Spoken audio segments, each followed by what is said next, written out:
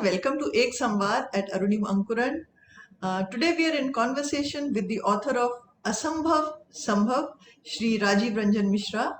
He is Senior Advisor for Sustainable Development in Coal India and Ministry of Coal, New Delhi. Former CMD, WCL, Nagpur. Welcome to Ek Samvad, sir. Thank you so much for your time and for joining us. Thank you. A word about Arunim Ankuran. Arunim Ankuran is an initiative for positive social change through self-development. The goal is greater well-being and happiness for all.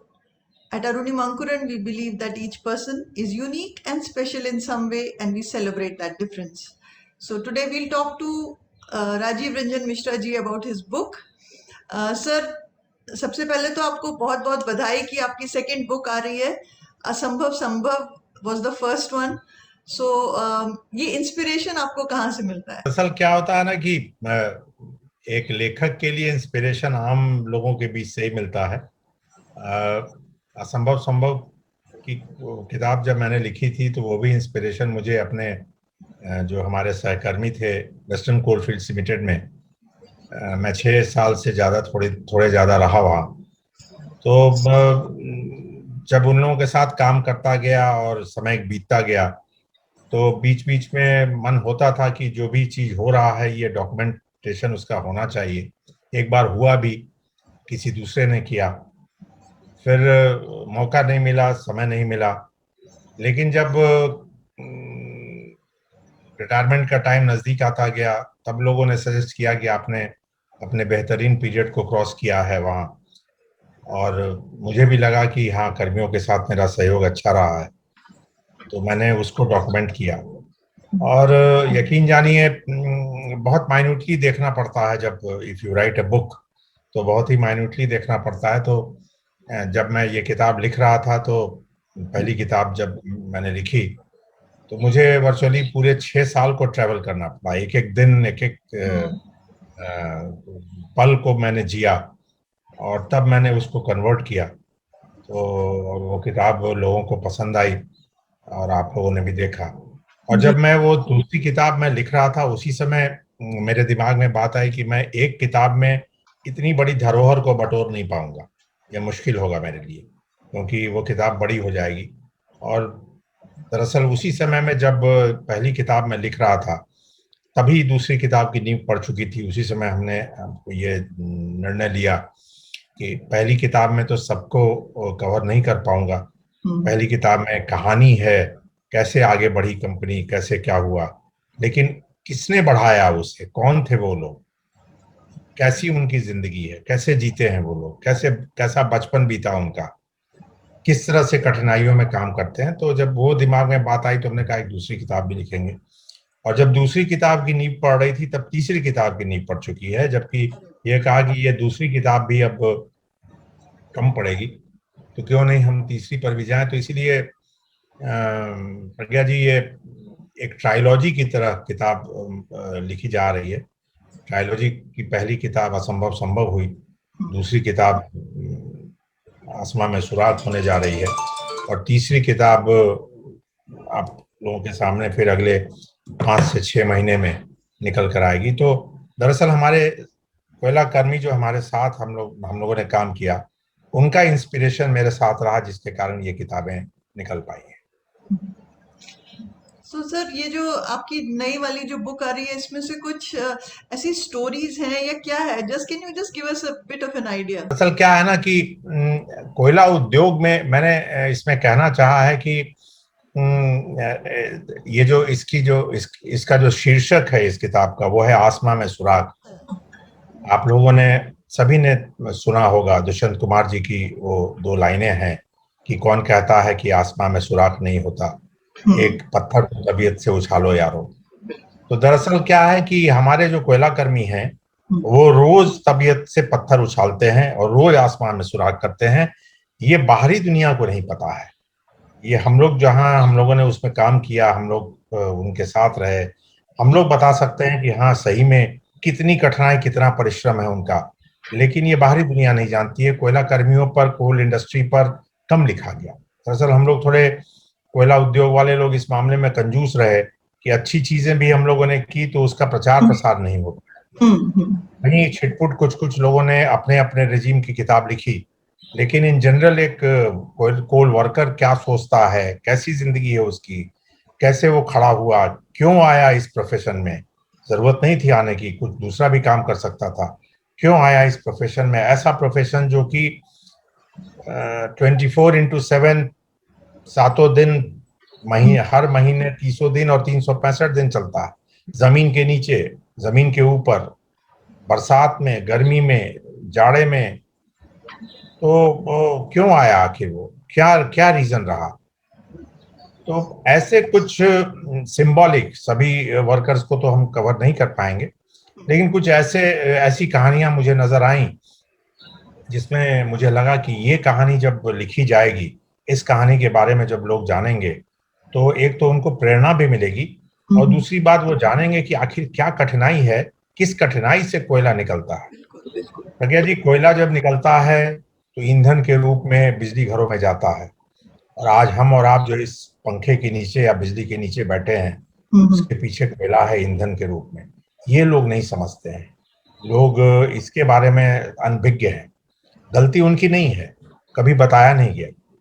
तो इस किताब में एक तो आसमां में सुराख title ही उसकी है, और इस किताब में मैंने 7-8 ऐसी कहानियां लिखने की कोशिश की हैं जो लोगों को प्रेरणादायक लगेंगी। संजोग से इस किताब में मैंने अपने जीवन से भी जुड़ी कुछ बातें लिखी हैं, जो क्योंकि मैं भी शुरू से मैंने हमेशा असंभव की तरफ हाथ बढ़ाने की कोशिश की। मैंने हमेशा सोचा कि भीड़ से अलग होने की बात होनी चाहिए। इस कहानी में भी, इस किताब में भी 2 एस्पेक्ट है। पहला एस्पेक्ट है कि आसमां में सुराख कुछ ऐसा कठिन काम करें, और दूसरा एस्पेक्ट है कि भीड़ से अलग, लीक से हटकर कुछ अलग सोचे, कुछ अलग करें। तो मेरे जीवन काल में भी कभी कुछ ऐसे मौके आए कि कुछ अलग करने का मौका मिला, तो उसके बारे में जिक्र है। कुछ ऐसे कोयला कर्मियों की कहानी है कि जिन्होंने अपने काम के साथ साथ बिल्कुल लीग से अलग जाके उन्होंने कुछ ऐसा काम कर डाला है जो आप पढ़ेंगी तो आपको लगेगा कि अरे ये भी संभव है, हो सकता है ऐसा। वेस्टर्न कोलफील्ड्स लिमिटेड में बहुत से ऐसे काम हुए इन 6 वर्षों के दौरान, जो अमूमन दूसरी कंपनियों में नहीं होते हैं, क्योंकि वो होने की जरूरत नहीं है। हमारी कंपनी बनी हुई है कोयला उत्पादन के लिए और कोयला प्रेषण के लिए, लेकिन इसके अलावा लीग से हटकर हमारे कोयला कर्मियों ने काम किया, उसके बारे में है। तो कुल मिला के ये शॉर्ट स्टोरीज इसमें हैं, छोटी छोटी कहानियां हैं, और प्रेरणादायक कहानी है। और मैंने अपनी तरफ से पूरी कोशिश की है कि जो पाठक हैं उनको पसंद आए। तो यही पूरी मिला के किताब है हमारी आसमां में सुराख। तो सर, हम लोग जैसे मूवीज में भी देखते हैं डिपिक्शन ऑफ अ माइन, तो आपको अगर शेयर कर पाए तो how was your first experience जब आप पहली बार अंडरग्राउंड गए?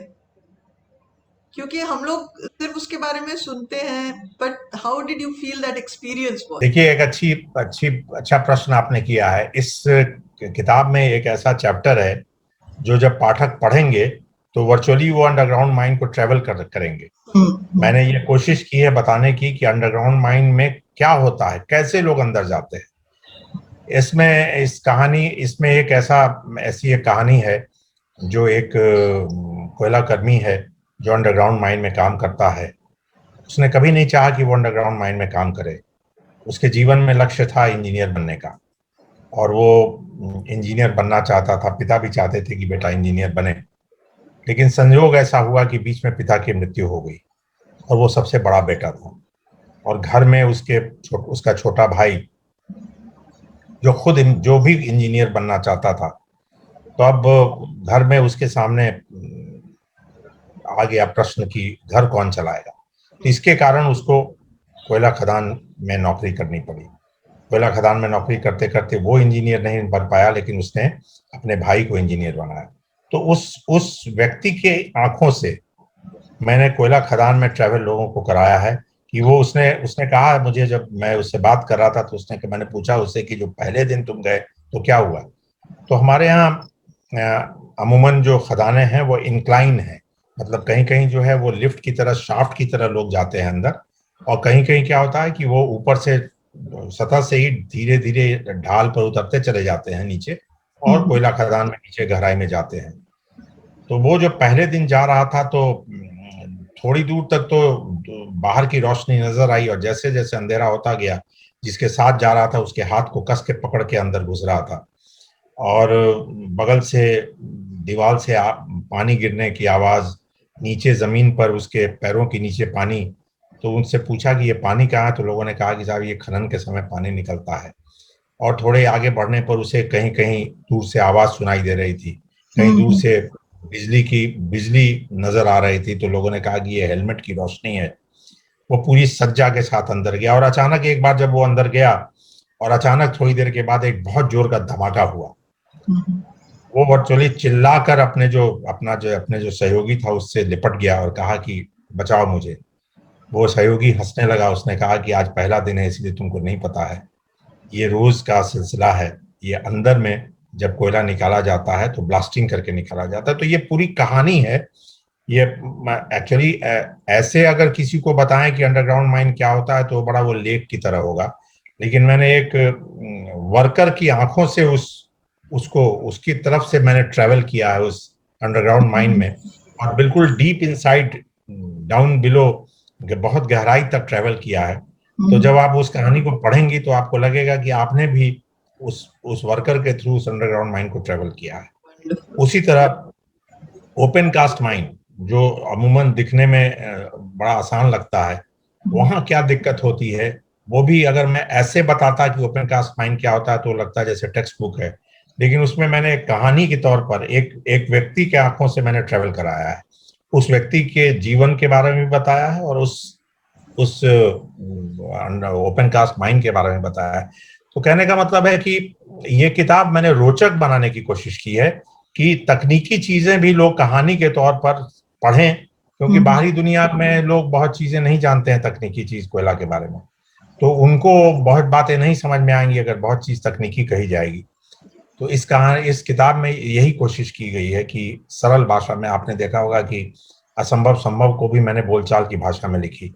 ये भी किताब जो है बिल्कुल बोलचाल की भाषा में है, जो आम आदमी है वो समझ सकता है। तो सर कितने चैप्टर्स हैं बुक में? इसमें 12 चैप्टर हैं प्रज्ञा जी। ये करीबन 280 पृष्ठ की किताब जा रही है। अभी जस्ट आपसे बात करने की थोड़ी देर पहले पब्लिशर ने उसको फाइनली मैंने मैन्युस्क्रिप्ट को ओके किया है। ये बड़ा संजोग है कि पहली बार असंभव संभव के समय में ऐसा मौका नहीं मिला था कि कर्टन रेजर में मैं आपके साथ बात करूं, लेकिन ये बड़ा संजोग है कि आपके प्रोग्राम में मैं इस किताब के बारे में जो भी वर्णन है वो कह रहा हूँ। इट्स अ प्रिविलेज फॉर 180 पृष्ठ की किताब जाएगी, और मुझे आशा है कि ये किताब लोगों को पसंद आएगी, क्योंकि इसमें लोग अपने आप को कनेक्ट करेंगे। और सबसे बड़ी बात क्या है कि लोग ये जान पाएंगे कि आखिर ये कोयला कर्मी है क्या। मैंने कोयला कर्मियों को कोल वॉरियर नाम दिया है, जैसे कोरोना वॉरियर नाम था। जैसे देखिए, मैं किसी भी पेशे के लोगों को अंडरमाइन नहीं करता हूँ। हर कोई अपने पेशे में, आप अपने पेशे में, हम अपने पेशे में, सब इम्पोर्टेंट है। लेकिन जिन्होंने सच्चे सही मायने में जो काम करते हैं उनको भी फोरफ्रंट पर आना जरूरी है। और मैंने यही कोशिश की है कि चूंकि मैंने 38 साल समय बिताया है कोयला उद्योग में, तो मेरा ये फर्ज बनता है कि कोयला उद्योग के बारे में दुनिया जाने। अगर मैं थोड़ा बहुत लिख सकता हूँ और लोगों को बता सकता हूँ एक्सप्रेशन के थ्रू, तो व्हाई नॉट, क्यों नहीं। यही कोशिश है। सर हम लोग स्कूल में थे तो हमने एक ऐसे पढ़ा था, नींव की ईंट। बिल्कुल, मैंने भी पढ़ी है, वो पढ़ा है जी हाँ। जी। तो शायद मुझे लगता है कि this book is a little connected to that idea कि जो हम लोग देखते नहीं है लेकिन वो हमारी सोसाइटी में एक बहुत इंपॉर्टेंट रोल प्ले करते हैं। ऐसे बहुत सारे प्रोफेशन हैं, बहुत सारे लोग हैं। तो कोयला कर्मियों की कहानी जो आपने कही है, कितना टाइम लगा आपको पूरा कंपाइल करके लिखने में, एंड कैसे लिखते थे आप? What was the process of writing the book? Pragya ji, क्या है कि दूसरी किताब जब मैं एंड कर रहा था तो दूसरी किताब के आखिर में मैंने लिखा है कि अब अगला पड़ाव गुरुग्राम। तो वहां से निकल के जनवरी में मैं गुरुग्राम आ गया, और शिफ्टिंग वगैरह में वक्त लगा। मैंने इस किताब में भी लिखा है कि शुरू के 2 महीने तो एक नागपुर शहर से निकलकर एनसीआर में आना ही अपने आप में बड़ी चीज होती है, और फिर शिफ्टिंग। तो वो अंदाज था, टारगेट एक था कि जुलाई तक में ये किताब जरूर प्रकाशित हो जाए। लेकिन इस बीच में शिफ्टिंग हुआ, फिर मैंने सोचा था कि मैं कहीं शायद सिर्फ किताब ही लिखूंगा, लेकिन यहाँ आने पर मुझे जो एक प्रस्ताव मिला कोयला मंत्रालय की तरफ से सीनियर एडवाइजर का, तो फिर उसमें भी ज्वाइन करना पड़ा। और भी मैं एक दो संबद्ध विभागों में एडवाइजर का मैं काम करता हूँ, तो उससे वक्त निकलता नहीं था। तो शाम में जब लौटता था तो किताब लिखता था। ग्लानि भी होती थी कि एक टारगेट, क्योंकि मैंने हमेशा लक्ष्य को पकड़ने की कोशिश की है। तो जब जून, और इस बीच में आप जानती हैं कोरोना का भी काल आया, और उसमें भी थोड़े हम लोग डिस्टर्ब रहे पारिवारिक तौर पर। तो इस कारण से बहुत सी बातें हुई।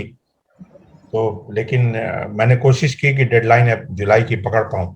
लेकिन खैर चलिए, कुछ ही दिन से ही मैंने 31 जुलाई को जरूर अपने मैन्युस्क्रिप्ट को पूरा कर लिया। और रोज करीब दफ्तर से आके करीब 7 साढ़े 7 बजे के करीब बैठ के 2-3 घंटे जरूर लिखता था।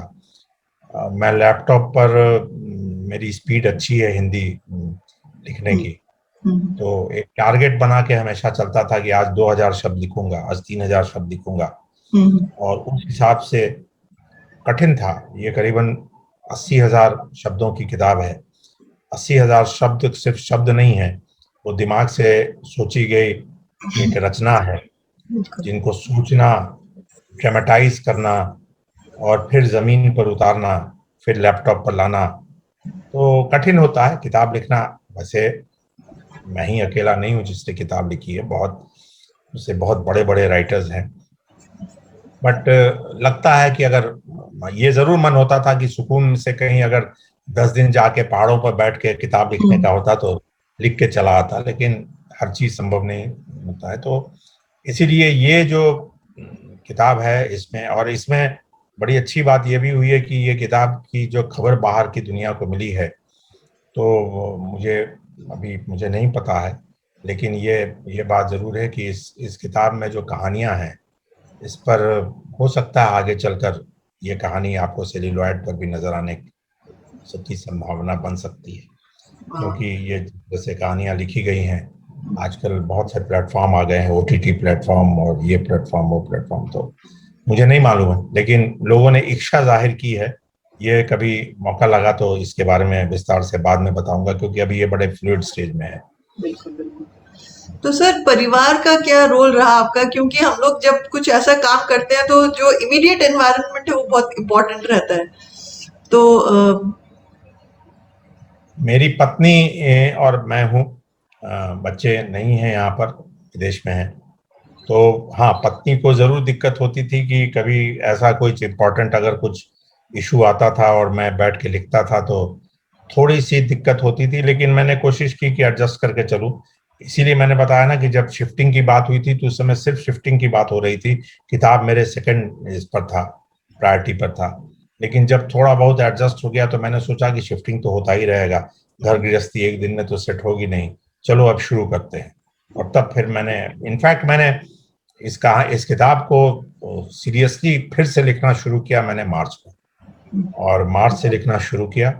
फिर अप्रैल मई में कुछ थोड़ा सा घर में हादसा हो गया कोरोना के कारण, परिवार में कुछ लोग को हम लोगों ने खो दिया।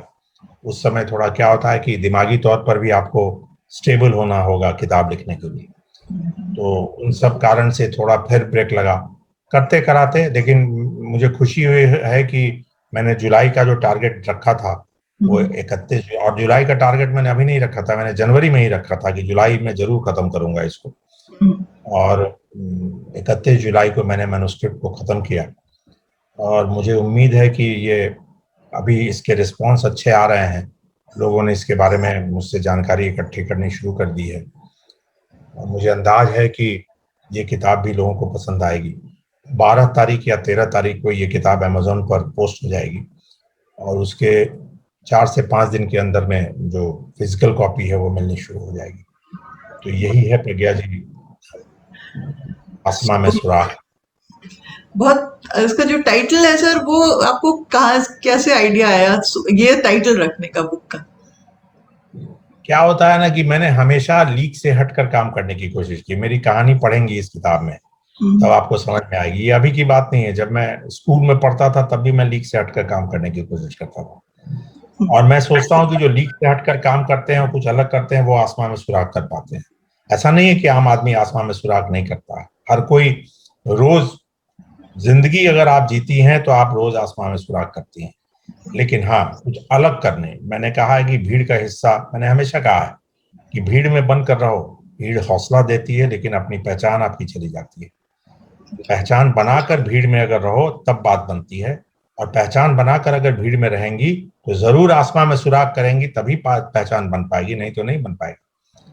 तो जो हमारे कोयला कर्मी हैं, आप पढ़ेंगी इसमें कहानियां तो आपको लगेगा कि अरे ऐसा भी संभव है, ऐसा भी हुआ होगा या ऐसा भी होता है।